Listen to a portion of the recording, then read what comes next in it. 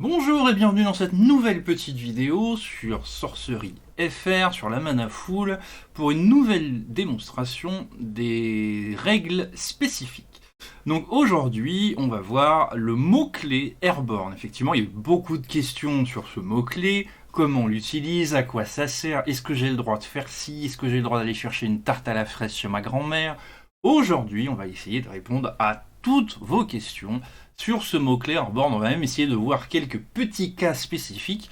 Et également, du coup, on va s'intéresser à l'aspect stratégique du mot-clé. Effectivement, on aura beaucoup de choses à dire. Je ne vais pas spoiler avant. N'hésitez pas à vous abonner à cette chaîne, c'est très important pour le référencement et pour la visibilité de Sorcery. N'hésitez également pas à laisser un petit commentaire si vous voyez des cas auxquels je n'aurais pas pensé, ou les prochains mots-clés peut-être que vous aimeriez découvrir, ou à laisser un petit pouce bleu, c'est très utile, merci encore une fois. Alors, aujourd'hui, le mot-clé Airborne. Donc, qu'est-ce que le mot-clé Airborne? Donc, on va prendre l'exemple du pigeon, par exemple, que vous avez ici, donc le plume de Pegasus, qui a le mot-clé, vous voyez, Airborne. Alors, Airborne, qu'est-ce que ça veut dire? Ça veut tout simplement dire qu'il s'agit d'un minion aérien. Attention, il y avait une grosse surprise avec le pigeon. Ce minion a un petit peu plus de liberté de mouvement et est un peu plus difficile à toucher. Je m'explique. On va commencer par le cas d'attaque. Donc pour attaquer avec un minion Airborne, vous avez les implications d'attaque d'un minion standard, d'un minion qui n'a pas de mots-clés, c'est-à-dire que vous avez le droit d'attaquer sur la case où vous êtes ou directement adjacent, donc les directions cardinales, mais le minion Airborne a une capacité supplémentaire, donc il peut se déplacer d'un step d'une case, d'un pas, si vous préférez, adjacent, mais également en diagonale. Effectivement, vous avez le droit d'utiliser votre minion et d'attaquer directement comme ceci. Vous voyez, vous avez le droit tout à fait de venir attaquer ici. Pour le minion Airborne, ce mouvement diagonal qui est interdit pour les autres minions est pour lui tout à fait légal en fait. Donc ça vous ouvre pas mal de possibilités, aussi bien en termes d'attaque qu'en termes de mouvement. Parce que pour les autres minions, pour déplacer d'une case en diagonale, ça revient en fait, dans l'exemple de ce minion-là, à parcourir deux cases s'il veut faire une diagonale. Donc à faire deux mouvements, donc probablement passer deux tours. Un minion qui attaque en diagonale doit évidemment être soumis aux mêmes lois, aux mêmes règles qu'un minion classique. C'est-à-dire que si le minion est ici, vous avez le droit d'attaquer en diagonale, vous n'avez bien sûr pas le droit d'aller sur une case qui vous est interdite, par exemple du Void, ou par exemple des cases qui vous restreignent les mouvements par rapport à la force du minion, par rapport à autre chose. Deuxième cas pour le blocage avec un minion Airborne. Donc on a placé le Pegasus ici, donc il est en retrait, et l'adversaire va vouloir m'attaquer avec une unité minion qui n'a pas Airborne. Donc, admettons que ce Belmont Longbowman souhaite attaquer ici. Il se déplace là pour attaquer le site. J'ai tout à fait le droit, avec un minion Airborne disponible, donc pour qu'il soit disponible, il faut qu'il ne soit pas engagé, donc il faut qu'il ne soit pas à 90 degrés, il faut qu'il reste verticalement, qu'il ait la possibilité de se déplacer et qu'il ne soit pas incapacitated. Donc dans ce cas-là, vous avez un minion qui attaque ici, le Pegasus a le droit de bloquer en se déplaçant d'une step, sauf que, rappel, pour le minion Airborne, une step est considérée également comme une case diagonale. Donc j'ai le droit, contrairement au minion classique, d'utiliser mon minion Airborne pour venir bloquer ici. Auquel cas, les règles de blocage habituelles s'appliquent, je ne vais pas repasser dessus. Donc, autre cas, dans le cas où vous souhaitez intercepter un minion Airborne avec un autre minion Airborne. Donc, rappel, pour intercepter, vous devez vous placer sur la case du trajet. Donc ici, on a par exemple un Cloud Spirit qui a Airborne également, mais qui a également mouvement plus 2, c'est-à-dire qu'il peut se déplacer de jusqu'à 3 cases s'il le souhaite. L'adversaire déclare son attaque et il souhaite attaquer du coup ce site ici, donc réaliser ce mouvement-là. Donc il commence par son premier mouvement et il me demande si je souhaite intercepter. Ça tombe bien, j'ai un minion Airborne. Donc un minion Airborne peut être intercepté par un autre minion Airborne. Donc ici, il se trouve sur la case, j'ai tout à fait le droit de dire je souhaite engager mon plume Pegasus pour intercepter le Cloud Spirit et du coup faire combat, le Cloud Spirit va mourir. Nouveau cas, comment intercepter un minion qui est airborne avec une unité qui ne l'est pas. Effectivement, un minion airborne ne peut pas être intercepté par une unité qui n'est pas airborne. Et qui peut être également ranged. Prenons ici l'exemple du Belmont Longbowman qui a le mot-clé range. C'est donc un archer, quelque chose qui tire à distance. Mon Cloud Spirit, qui a ici un mouvement plus 2, je déclare mon attaque pour attaquer en fait le site adverse. Donc je voudrais réaliser ce mouvement-là. Donc je commence par la première case et je demande est-ce que tu souhaites intercepter sur la case. Normalement il ne pourrait pas, sauf que le Belmont Longbowman est un range. Effectivement il peut tirer à distance et il a le droit, s'il est disponible, s'il est sur la case qui est sur le trajet du minion qu'il souhaite intercepter, bloquer le minion qui est airborne. Effectivement, il s'agit d'un pigeon, on peut lui tirer des flèches dans le museau au pigeon et il n'y a pas de problème. Dans ce cas, le Belmont Longbowman intercepte le Cloud Spirit et le Cloud Spirit va mourir. Dans le cas où vous souhaiteriez bloquer un minion airborne, alors un minion airborne, il faut bien se représenter qu'en termes RP, donc il s'agit d'un minion qui vole. Mettons un pigeon, on aime cette analogie du pigeon. Le pigeon vole, donc normalement, quand un pigeon traverse, donc il fait un déplacement, vous ne pouvez pas intercepter avec, par exemple, une unité au sol. Mettons un sanglier. Le sanglier ne vole pas, il ne peut pas attraper le pigeon quand il vole. Cependant, quand un pigeon attaque, imaginez qu'il doit attaquer une unité, par exemple ici un avatar qui est au sol, ou qu'il souhaite attaquer le village qui est également au sol. Un village, c'est relativement proche du sol normalement. Imaginez donc que ce pigeon va attaquer au sol, il va arriver au niveau du sol en termes RP, il peut donc tout à fait être bloqué par un minion qui n'a pas de capacité. Donc ici par exemple, si je souhaite avec mon plume Pegasus attaquer le village, je peux tout à fait utiliser un minion qui est proche, peu importe ses capacités, même s'il n'en a pas, pour venir bloquer en fait le minion qui a airborne, parce que le minion airborne doit se mettre au niveau du sol. Je peux donc utiliser un autre minion au niveau du sol pour bloquer. Nouveau cas, comment faire pour attaquer un minion qui a airborne? Alors là, ça va être délicieusement compliqué, je vous explique. Pour attaquer un minion avec airborne, vous pouvez tout simplement utiliser un autre minion qui a airborne pour l'attaquer, auquel cas les deux pigeons volent l'un et l'autre, donc ils se touchent. Il n'y a pas de problème, il n'y a pas de question, mais un minion au sol ne peut pas attaquer un minion qui a airborne. L'analogie du pigeon et du sanglier. Le sanglier ne peut pas attaquer le pigeon. Cependant, et c'est là que ça va être délicieusement compliqué, un minion qui a ranged ne peut pas attaquer un minion qui a airborne. Pourquoi? Parce que le terme d'attaque dans sorcerie désigne en fait une attaque au corps à corps. Donc le minion, si je souhaite attaquer, je dois me déplacer au corps à corps, ça n'est pas possible.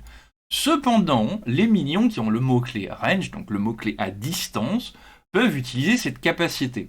Effectivement, le mot-clé ranged est en fait une capacité activée, une activated ability, qui se lit de la façon suivante. Vous avez le droit d'engager votre minion pour qu'il puisse strike, c'est-à-dire qu'il inflige sa force, un minion qui est jusqu'à une case de distance adjacente. C'est-à-dire que j'ai le droit d'attaquer là, de façon adjacente ou sur la case elle-même. Dans ce cas, la capacité ne fait pas de différence que le minion soit airborne ou pas. Vous attaquez, vous infligez 3 de distance à ce minion ici, il meurt, point. Qu'il est airborne ou pas, ça ne nous intéresse pas.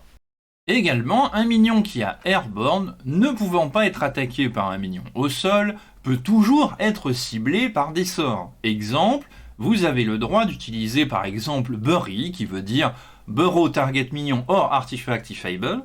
Donc vous voulez enterrer un minion si c'est possible, vous avez le droit de cibler un minion malgré qu'il soit airborne. Là-dessus, on s'en fiche. Un pigeon, si tu le mets sous terre, c'est pareil que si tu mets un sanglier sous terre, il va mourir. Autre petit détail, si vous utilisez par exemple la carte Craterize, elle va infliger des dégâts en fait, vous voyez les deux dernières lignes, deal damage to each unit above or below a site in the area of effect, c'est-à-dire vous allez infliger des dégâts à toutes les unités qui sont au-dessus ou en dessous du site. Un minion airborne est considéré comme au-dessus du site, il est au moins au niveau du sol en fait. Voilà, donc il est au-dessus du site. Au-dessus, ça prend en compte les minions qui sont au niveau du sol et les minions qui sont airborne. On va passer aux petits cas subtils, aux petites utilisations un peu sympas que vous pouvez faire avec airborne. Ici, par exemple, même board que tout à l'heure, à l'exception que j'ai une Mountain Pass. Donc c'est un site qui se lit Minions can't enter the site on the ground if there is already a minion atop. Ce qui veut dire, les minions ne peuvent pas entrer dans ce site. Attention, minions, pas avatar, l'avatar n'est pas concerné. Ne peuvent pas entrer sur ce site au sol, on the ground, s'il y a déjà un minion atop, à la surface. Très simplement, en termes RP, c'est un chemin de montagne très sinueux, on ne peut pas rentrer à dos de front. Donc s'il y a déjà un minion qui est à la surface de ce site, et qui n'est pas considéré comme volant, aucun autre minion ne peut rentrer. Pour rentrer sur ce site, si par exemple vous avez un Belmont Longbowman adverse ou allié, peu importe, qui est déjà sur ce site, vous ne pouvez rentrer sur ce site que avec un avatar, qu'avec un minion qui va être burrow, qui va être sous le site. Si vous passez sous le chemin, en fait, on s'en fout, hein, que si vous êtes sous la montagne, il n'y a pas de notion de difficulté de passage.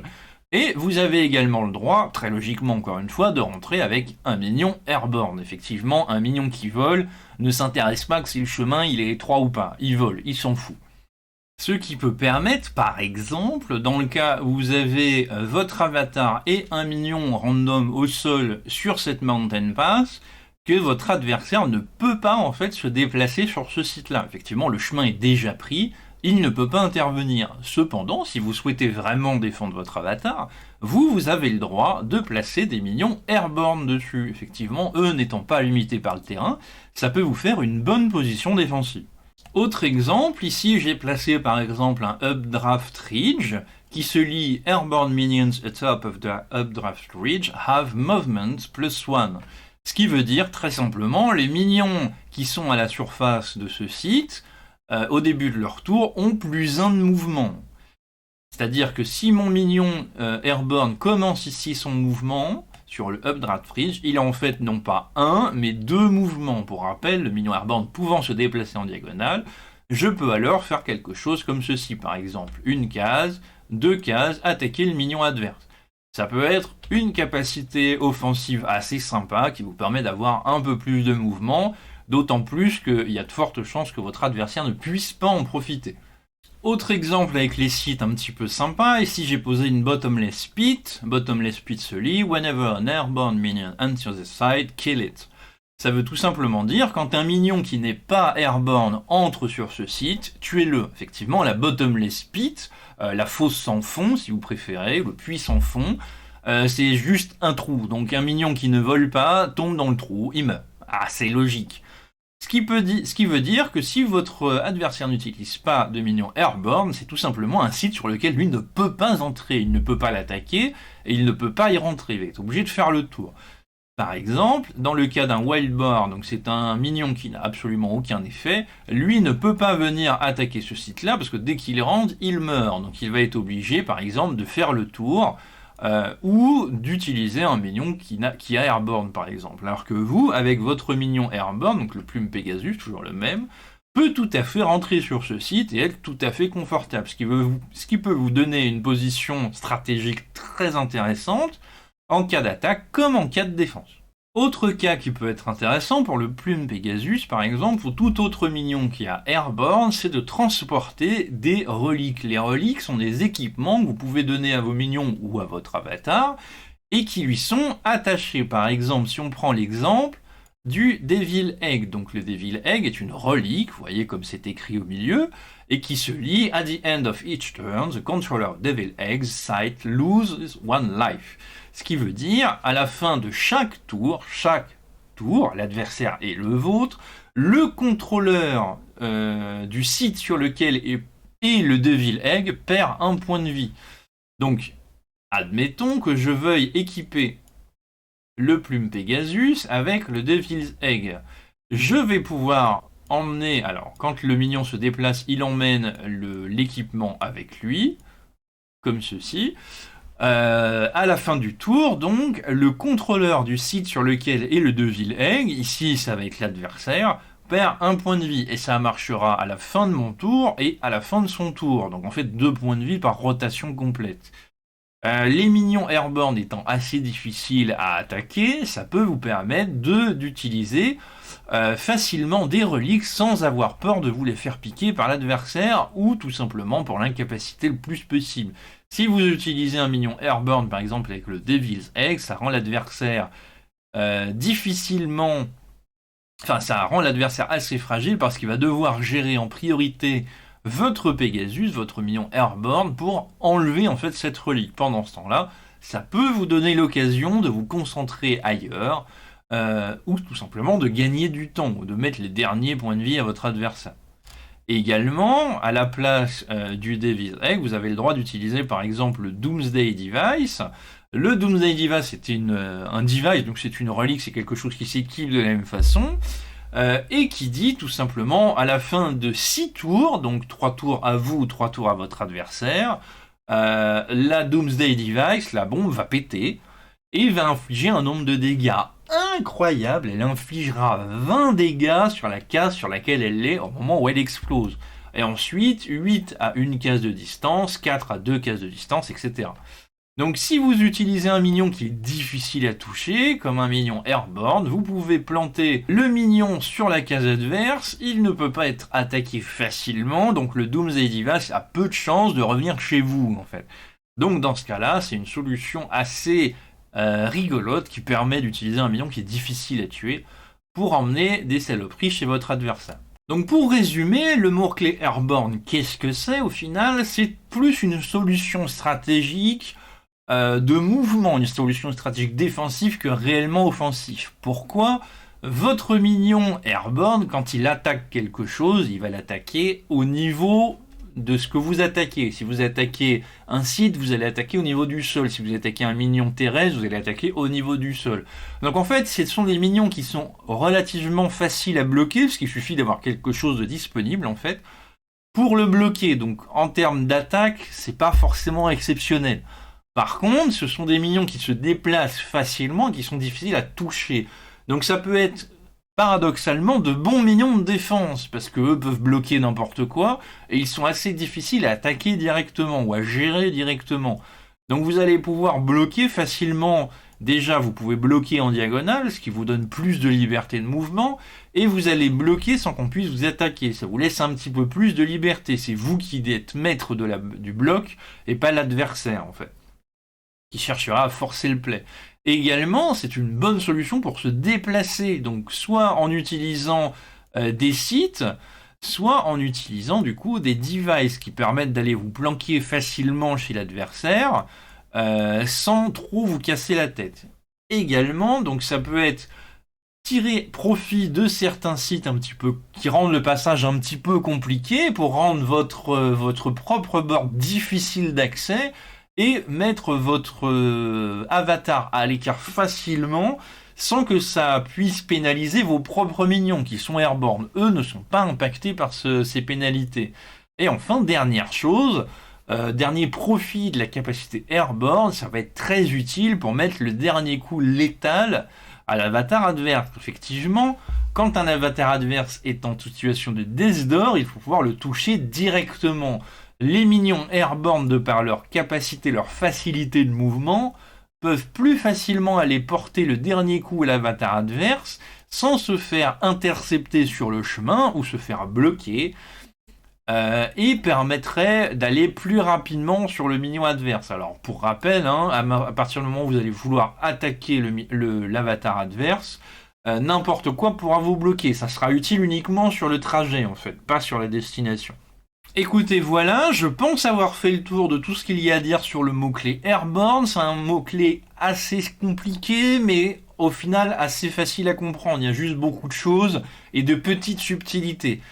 J'espère que cette vidéo vous a plu. N'hésitez pas à le dire en commentaire, à poser vos questions, éventuellement poser des questions sur des cas que je n'aurais pas abordés.